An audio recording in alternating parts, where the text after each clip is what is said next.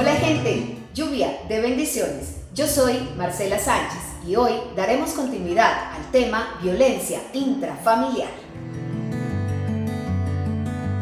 Hoy con un invitado muy especial. Él es el abogado Efraín Pérez, experto y especialista en Derecho Internacional, quien nos estará compartiendo acerca de lo que es la violencia y cómo se gesta en los menores a partir de los conflictos internacionales. Bienvenidos. Sabemos que conflicto es un concepto asociado a maltrato y a violencia. En este caso, nuestro invitado nos estará ampliando el panorama al respecto de cómo se gesta la violencia, incluso la violencia intrafamiliar, a partir de un conflicto específico, en este caso, Ucrania. Un tema que nos compete a todos por ser conocido a nivel internacional como uno de los mayores acontecimientos del siglo XXI. Para los que llegan por primera vez al programa, pues habíamos hablado que a menudo se creía que el maltrato eran golpes, puñetazos, bofetadas y cualquier otro acto violento que deja una marca en el cuerpo de la persona, en este caso agredida. Pero teniendo en cuenta esto, pues hoy vamos a ampliar el concepto de maltrato, porque el maltrato no es solamente eso. Ya habíamos hablado que tenía que ver con todo lo emocional y lo mental también. Así que las secuelas no solamente son físicas, ni es necesario que hayan marcas, evidencias físicas en el cuerpo para poder determinarse que es un maltrato. Así que con el invitado del día de hoy muy seguramente nos va a quedar súper clarísimo este tema. En este caso, el maltrato, la forma de maltrato de la que nos hablará nuestro invitado es una forma de maltrato que se llama desplazamiento o refugiados. Dos conceptos diferentes y me encantó porque los aprendí, los entendí, aunque toda la vida hayamos escuchado de guerras, hayamos escuchado de desplazamientos y hayamos escuchado de refugios. Es diferente, pero tiene que ver con lo mismo. Qué rico que nuestro invitado, el doctor Efraín Pérez, abogado especialista en Derecho Internacional, quien ha trabajado durante muchísimos años con entidades internacionales que apoyan directamente el conflicto en el mundo, allí donde se presente. En este caso, él nos hablará propiamente de Ucrania, nos hablará de Siria, pero ya sabemos que el conflicto se amplía a otras naciones, incluyendo Latinoamérica, ¿cierto? Con el caso de desplazamiento en Venezuela, por ejemplo. Pero él nos va a hablar un poco de esto. Y sé que es un poco porque el tema es larguísimo y pues necesitaríamos muchos programas para poder ampliarlo y todo, pero me encanta porque vamos a comprender un montón de conceptos relacionados a esto de la violencia intrafamiliar, pero también de maltrato y del conflicto, que hoy es otro término que vamos a aprender y a escuchar y a conocer. Así que les invito para que se queden en un solo corazón con el abogado Efraín Pérez, quien hoy nos comparte desde su especialidad, el derecho internacional, y su trabajo y su apoyo con todas las organizaciones internacionales que apoyan conflictos, directa o indirectamente, va a estar contándonos acerca de qué es el conflicto y cómo se gesta la violencia intrafamiliar en los niños, niñas, adolescentes y otros desplazados o refugiados. Bienvenido, Efraín. Buenos días, mi nombre es Efraín Pérez, doctor en Derecho Internacional Público y Geopolítica de la Universidad de Salamanca, experto en el área internacional y de derechos humanos. Muchas gracias por la invitación. Y el tema que vamos a tratar hoy va a ser referente a la problemática que enfrentan sobre todo los menores en los conflictos armados internacionales y del cómo la comunidad internacional, los organismos multilaterales tratan de suplir las necesidades que presenta este sector de la población, pero lamentablemente muchos esfuerzos se quedan en el tintero y sigue afectada la población menor, puesto que muchos de ellos terminan siendo objeto de la trata y el tráfico humano. En algunos casos, no solamente desde la trata de personas, en las que los menores sirven como centros de explotación sexual como un delito internacional, transnacional, sino en particular con respecto también a la utilización de los menores y como un reservorio de órganos. Es el caso ahora que acaba de saltar a la palestra internacional en Inglaterra una pareja de nigerianos que estaban teniendo una especie de tráfico y de trata de menores, de niños, con el fin de utilizar sus órganos para la venta, puesto que cada órgano, un riñón, el corazón, etcétera, son costosísimos en el mercado negro internacional. Bien, entrando en la temática, la violencia intrafamiliar y cómo afecta, por ejemplo, también a los menores cuando hay un conflicto. Normalmente las situaciones críticas en las que una persona se ve afrentada lleva a que sus reacciones que le llegan por esos factores exteriores terminan afectando su vida familiar, y ello se ve también reflejado en el trato que se le da a los menores.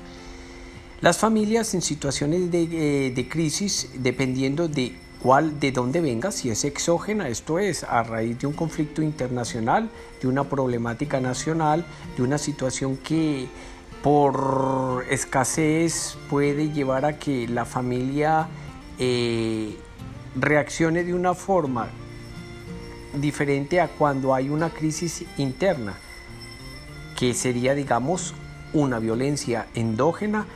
generada por la salud mental de los padres, por la infidelidad de uno de ellos o por el comportamiento que puede tener el padre o la madre, por un patrón de violencia heredado y adquirido cuando han sido los mismos padres las víctimas de un maltrato intrafamiliar. Yo ahora me voy a referir no a ese tipo de violencia endógena, sino a la exógena, la que en este momento la comunidad internacional está teniendo que enfrentar en el caso concreto de Ucrania.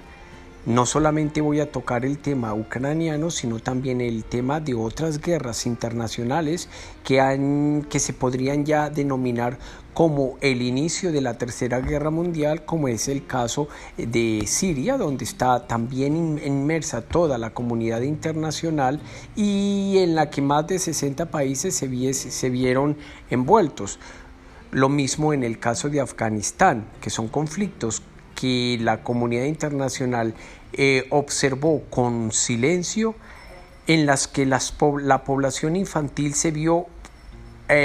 atropellada, descuidada, frente al llamado que hacía organismos multilaterales de Naciones Unidas como UNICEF, en las que reclamaba una mayor aporte de los países que hacen parte de la organización, con el fin de atender a esta población que se veían huérfanos, solos, o terminaban siendo utilizados como cabeza de cañón por las redes del crimen organizado internacionales. Normalmente, cuando hay un conflicto internacional, lo que ocurre es que la población normalmente se ve obligada, si no ha sido afectada de primera mano por una explosión, por un tiro o por un hecho violento que elimine a la población, normalmente quienes quedan detrás de esa confrontación, puesto que normalmente se llevan a los hombres mayores a que combatan. Por ejemplo, en este momento en Ucrania no pueden salir del país los hombres de entre 60 años y 18 años, con lo cual los menores, adolescentes y niños salen normalmente con mujeres. Este sector, mujeres y niños, son los que terminan siendo objeto de una violencia que los lleva a que se conviertan en un instrumento de utilización por estas redes del crimen organizado internacional. Tenemos en este momento cientos de miles y si no de millones de mujeres y de niños en países como Polonia, Lituania, Letonia, tenemos un poco en Moldavia y también en Rumanía, todos los alrededores de lo que hoy constituye Ucrania. ¿Qué pasa con este sector de la población? Como son tantos, la necesidad es tan grande y los recursos son escasos porque se está dedicando ingentes cantidades de dineros, miles de millones de dólares se están invirtiendo en armas por parte de Occidente para contrarrestar la agresión violenta y la guerra que generó Rusia contra un país autónomo y soberano. Esto llevó a que haya un desplazamiento interno y una migración que vamos a denominar de refugiados, de personas que huyen fuera de su país, que en su gran mayoría, como les digo, son mujeres y niños, para proteger sus vidas. A eso le vamos a denominar refugiados. Esos refugiados que cruzan esas fronteras que ya mencioné, se establecen en pequeños lugares de acogida que vamos a denominar campos de refugiados. Por lo que he podido analizar y leer, muchos de ellos también se han ido, de estos refugiados, de estas mujeres y de estos niños, han cruzado la frontera también de otros países para reunirse con sus núcleos familiares o otras personas o, de acuerdo con las políticas que manejan estos países europeos, con el fin de darles acogida a estas personas.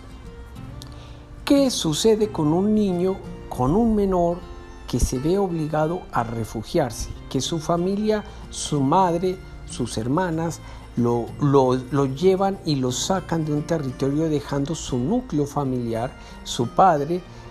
en medio de una crisis donde las bombas, donde las balas le eliminan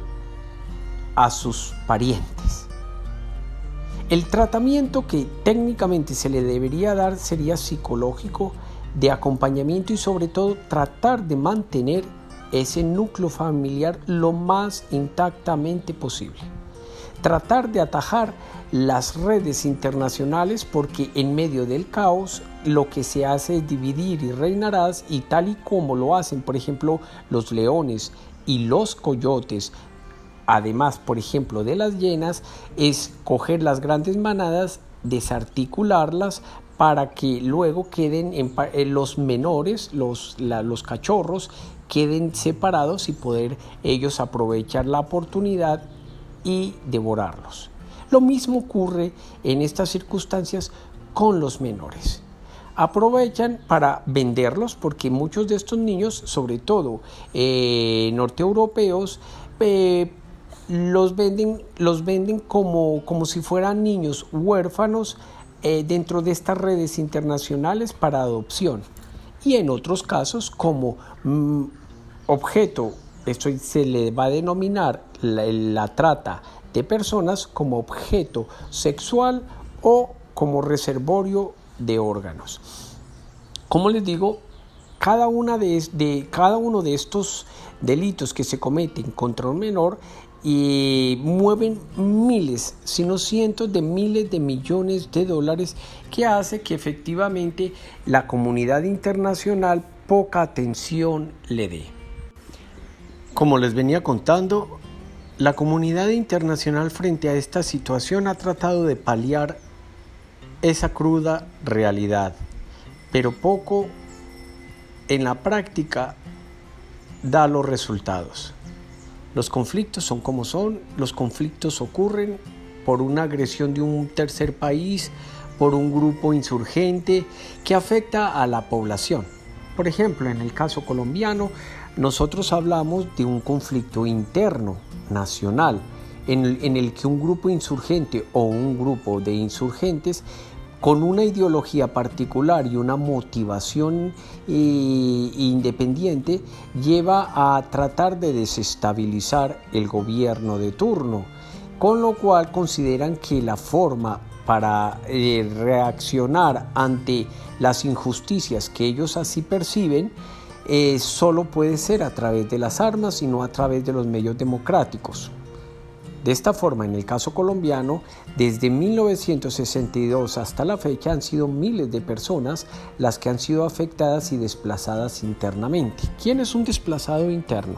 Un desplazado interno, a diferencia de un refugiado, es una persona que se ve obligada a movilizarse de una zona dentro de su territorio a otra por unas razones particulares, ya sea por un conflicto armado en el que su vida corre peligro y se ven obligados a movilizarse y huir de ese territorio. Segundo, ya sea por una calamidad natural, un desastre, que lleva a que las personas entonces dejen sus territorios porque han sido inundados, un terremoto los destruyó, un huracán, y se ven obligados por esas causas a desplazarse a otro territorio. Aquí su vida corre peligro, pero no por causas ni razones humanas. Y están los desplazados internos que por otra razón, por ejemplo, económica, generada por el hombre, pero por el descuido y el vacío del Estado, muchas personas migran, se mueven a otro territorio y se consideran entonces desplazados internos. Por tanto, no todos los desplazados internos se consideran, desde la dimensión internacional, se consideran obviamente sujetos de una protección internacional como lo puede ser una persona víctima de un conflicto armado. En el caso de un conflicto armado interno. En ese grupo de población, por ejemplo, en el caso colombiano, para no hablar del conflicto internacional, por ejemplo, ucraniano o sirio, nosotros y la comunidad internacional observa a ese grupo de personas, esos desplazados, que por razones del conflicto armado se veían obligados a moverse. Aquí muchas veces no solamente eran ya los padres, el papá como cabeza de familia, quien se quedaba al frente haciendo cara al conflicto, como en el caso de una guerra de agresión como la ucraniana o la siria. Aquí muchas veces es todo el núcleo familiar quien se ve obligado a movilizarse dentro del territorio colombiano.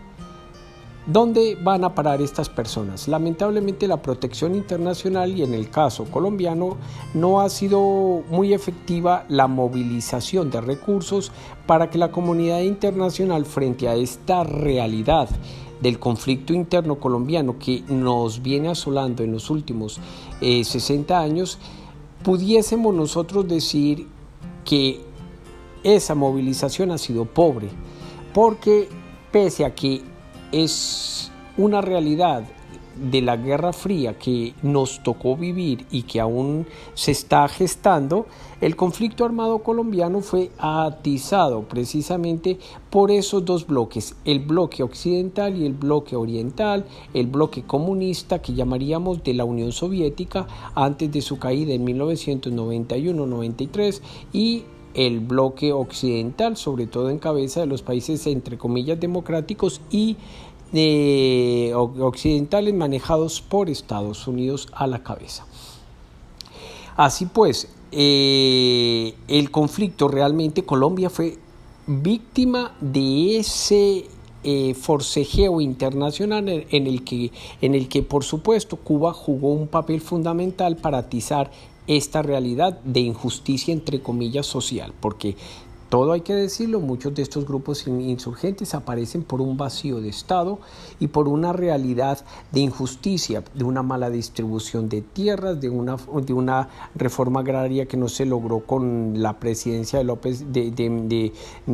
López Pumarejo en los 30s, y eso llevó a que muchas veces, junto con la reacción que ocurrió con el Bogotazo, aparecieran grupos y sectores descontentos que consideraban que las armas les daba una respuesta, y obviamente dentro de esta ideología de la Revolución Cubana pues vamos a llevar el conflicto a nivel internacional, como lo hizo Cuba con Rusia, extendiéndolo a varios países latinoamericanos y africanos. Su presencia, la cubana, con grupos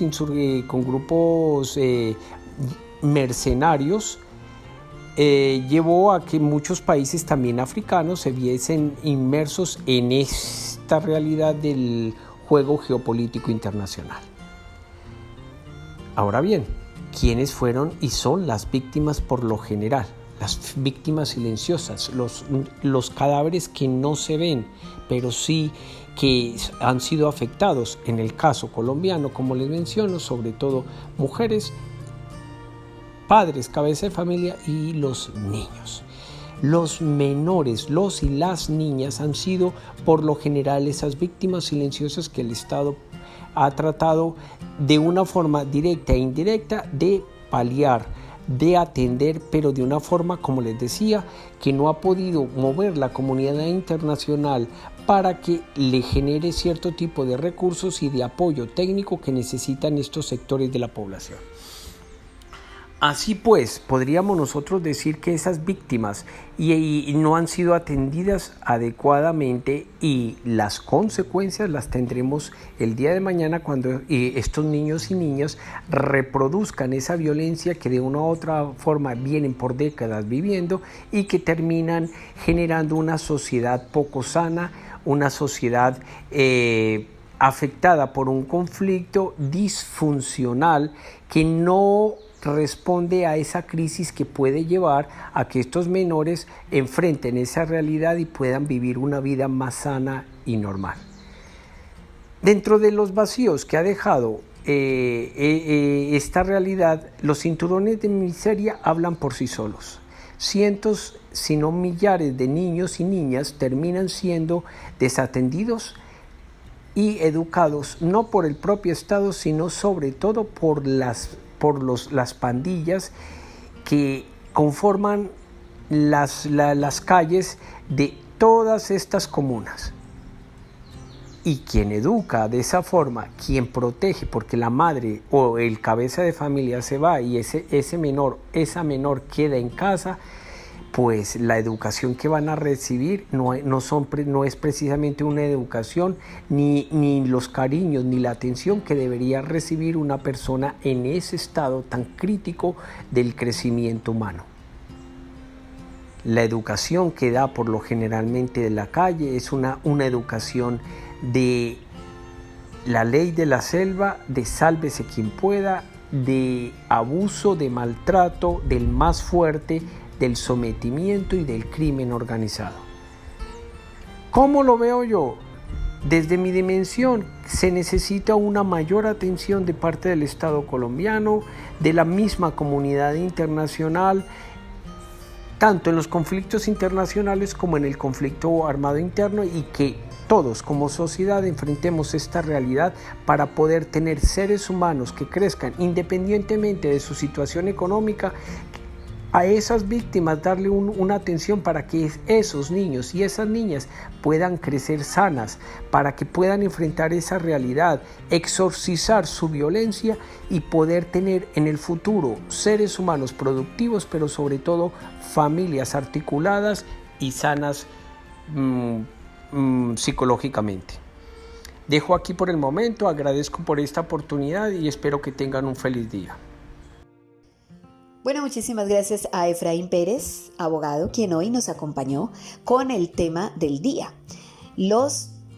conflictos internacionales y cómo afectan directa o indirectamente a los niños, niñas y adolescentes en el mundo. Dos términos muy bonitos que aprendimos el día de hoy, asociados a conflicto, pero también asociados al maltrato y, por supuesto, a la violencia intrafamiliar. Desplazamiento y refugio. Dos cosas diferentes, pero que están asociadas y relacionadas a lo que hemos venido trabajando. Para mí, en lo que dice Efraín o en lo que nos ha compartido, me queda supremamente claro que el conflicto tiene que ver con la violencia psicológica, sexual, tiene que ver con la violencia física y con otro montón de tipos de violencias.